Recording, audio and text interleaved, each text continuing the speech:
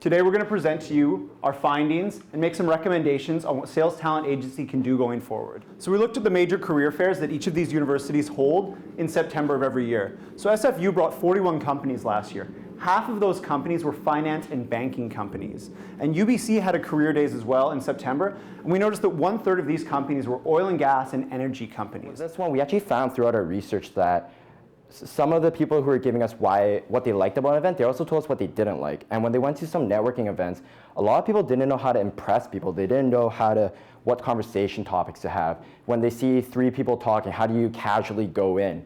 And so because it was an awkward experience for them, it left a negative impression and it kind of stopped them from going to future events. And so just an idea to consider next year, maybe have a point system. People know what areas they need to improve on. I think people aren't as worried about coming in 10th and it showing up. They rather know exactly where they came. But when they found out that they wouldn't be advancing, they also kind of lost connection with the contest and with the company. And so if they were interested in sales, they didn't know what to do next. There's not really something online for them, for everyone to go to.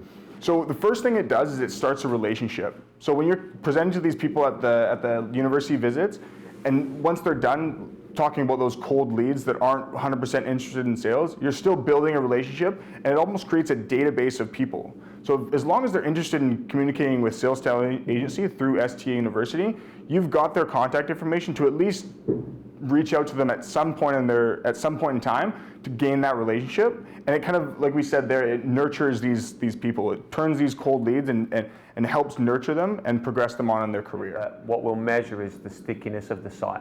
How many people actually sign up and how long do they spend on that site? You've talked about the bounce rate of our own site, but it'll be interesting to see the bounce rate of this site. I thought your actual overall presentation was really polished. You weren't looking at your script. You weren't clearly reading something, and I thought you knew your content very well. But the actual presentation was incredibly specific, was very well thought out, and I thought the idea was very, very good, and I certainly will look to implement it.